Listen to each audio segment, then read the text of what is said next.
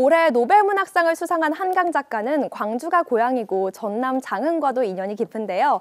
오늘 이슈앤피플 시간에는 장흥 천관문학관 전 관장이자 장흥에서 활동하고 계신 이대음 시인과 함께 이야기 나누겠습니다. 안녕하세요. 네, 반갑습니다. 네. 네, 안녕하세요. 이대음입니다. 네, 반갑습니다. 지난주 한강 작가님이 노벨문학상 수상을 하면서 대한민국이 들썩였습니다.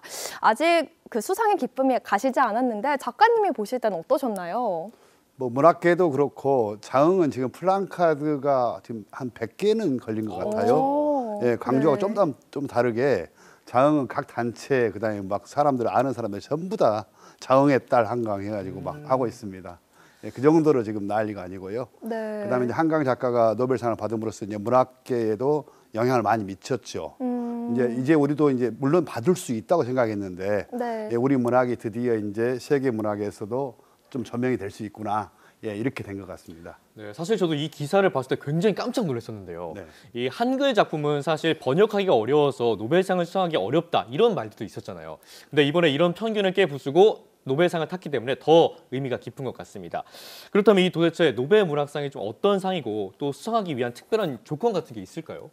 이제 노벨 문학상은 뭐 아시다시피 뭐 가장 어떻게 보면 가장 유명한 상이고, 그쵸. 예, 그리고 이제 노벨 문학상을 받으면은 이제 세계 고전 작품으로 되게 평가를 받기도 하지요. 근데 그것이 이제 최초로 한국에서 이제 한강 소설가가 받음으로써 이제 드디어 한국 문학도 노벨상에 이제 반이나 오른 것이 됐는데, 그때마다 최고의 작가에게 주는 세계에서 그러니까 모든 나라에서 최고의 작가나 시인을 뽑아서 그 사람에게 주는 상이기 때문에 매우 의미 깊은 상이라고 볼 수 있습니다. 네, 바로 이 상을 한강 작가님이 받으셨습니다. 이 한강 작가님이 선정된 이유는 뭐라고 보세요? 제가 이제 한림원 사람이 아니기 때문에 이제 선정 발표된 어떤 것은 보고 뭐 시적인 문체다 그다음에 그렇게 봤는데 한국에서 몇 사람이 거론됐죠. 그리고 이제 지금 정도에서는 한국 문학에서 작가나 시인 중에 한 명이 문학상, 노벨 문학상 받을 거라고 예측을 해왔었습니다. 예, 그중에 여러분들이 계셨는데 한강 작가는 아주 1순위는 아니었던 것 같아요. 이제 기다렸던 어떤 작가 중에서. 그런데 한강이 받음으로써 저도 이제 고민을 해봤는데 가만히 생각해 보니까 한강을 선정할 수밖에 없었겠구나. 예, 그것이 우리의 역사성, 그러니까 한국인의 정체성과도 관련이 되고 한국의 어떤 독특한 역사와 관련이 되기 때문에 한강을 선정할 수밖에 없었다고 봤습니다. 예, 주지하다시피 한강의 소년이 온다 같은 작품은 한국 민주화의 최고 그 중요한 사건인 5.18을 직간접적으로 다루고 있고요. 그다음 또 작별하지 않는다에서는 또 제주 4.3이라는 큰 상처를 건드려 가지고 그것을 문학적으로 형상화했기 때문에 또 빼어난 작품이에요. 그래서 그런 것들이 매우 중요하시 여겨져서 노벨상에 선정되지 않았을까 이렇게 보고 있습니다. 네, 그렇습니다. 우리나라 최초이자 또 아시아 여성 작가로는 처음으로 노벨 문학상 수상이기 때문에 더 의미가 깊은 것 같은데요. 또 앞서 얘기했었다시피 한강 작가는 우리 지역 광주 출신이고 또 전남 장흥과도 굉장히 인연이 깊습니다. 대표작 소년이 온다도 말씀해 주셨듯이 5.18 민주화운동을 관련된 작품이고요. 또 아버지 한승원 작가께서도 장흥 출신이시죠. 네, 장흥 출신 작가들이 많습니다만은 한승원 선생은 장흥에서 태어나서 지금도 장흥에 살고 계시고요. 예, 한강 작가도 이제 장흥을 자주 방문하는 편이고, 예, 그래서 이제 한강이 이제 고향은 강주입니다. 그때 한승원 선생님께서 이제 강주에서 고등학교 선생을 하셨어요. 그래서 고향은 강주이지만 한강 작가가 그 당시에 이제 호적에 올릴 때 이름을 올릴 때 장흥에서 올렸습니다. 그래요? 그거 모르셨죠? 네. 몰랐습니다. 그래서 장흥 그 대덕면 면석이의 손으로 한강이라는 이름자가 처음으로 기록이 됐던 것입니다. 그때 이제 호주제 때문에 그랬어요. 그렇군요.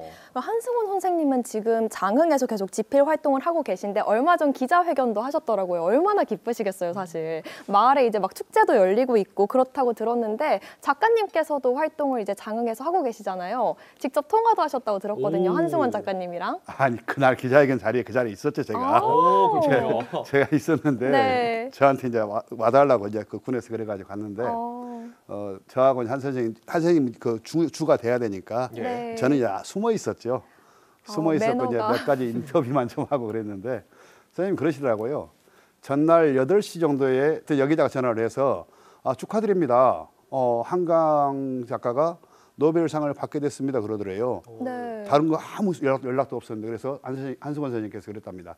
여보시오 장난하지 마셔. 장난하지 마시고. 아버지도 못 네, 농담하여 그랬더니 아닙니다 그러더래요. 그래서 차근차근 얘기 들어보니까 처음에는 요즘 뭐 그런 전화들이 많지 않습니까? 근데 그래서 그렇게 오해를 했답니다. 잘못 걸려서 나를 속이려는 전화 아닌가 그랬는데 한참 들어보니까 맞는 얘기더랍니다. 그래서 확인해보고 너무나 충격을 받아가지고 당황스러웠다고 표현하시더라고요. 아. 네. 그러니까 가족들도 예측을 못했던 네. 거예요. 가족들도 네. 예측을 못하고 뭐 한강 선생 본인도 예측을 못했다고 나중에 나왔는데 그런 상황이었습니다. 그래서 너무나 당황했고 그러나 생각해 보니까 너무나 대단한 일을 딸이 했구나.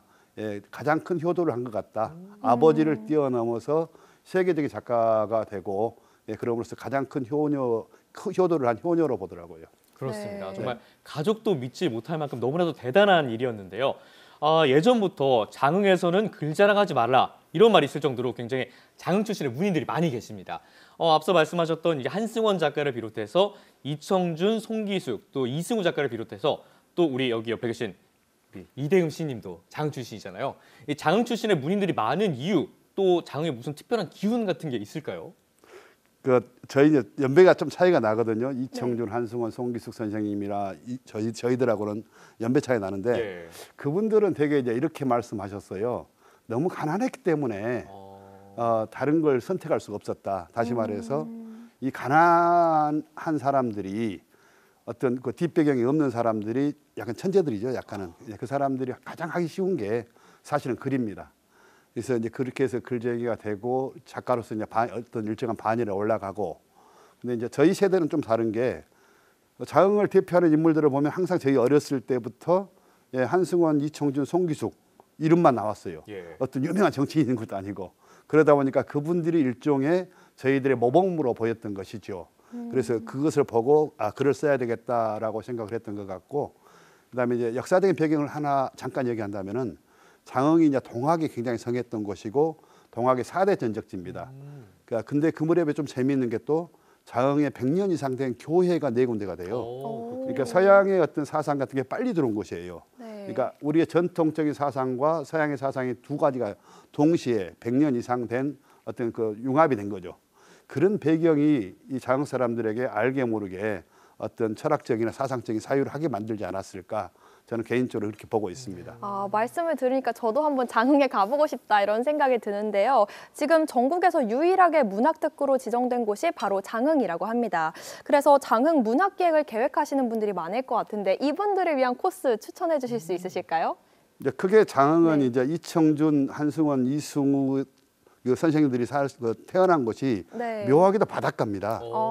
이게 안도현 시인의 말하면 우리나라 내륙에서 가장 아름다운 바닷가 길이래요. 네. 그게 어디냐면 마량에서 이제 보성 율포 가는 길로 가는 쭉 바닷가. 예. 거기가 장회진을 거쳐가고 지금 이제 한승원 선생 한강의 아버지 한승원 선생이 살고 계신 율산마을을 지나가고 그러거든요. 그 바닷가 길이 매우 아름답습니다.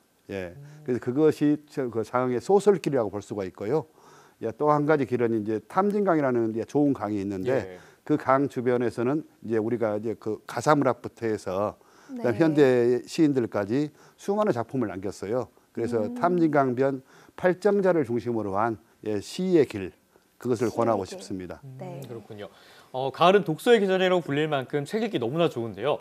방금 말씀해주신 우리 장흥 문학기행 코스 떠나시면서 주말에 좋은 힐링 하시면 좋을 것 같습니다. 네, 시인님과의 말씀 오늘 여기까지 듣도록 하겠습니다. 오늘 말씀 고맙습니다. 고맙습니다. 감사합니다.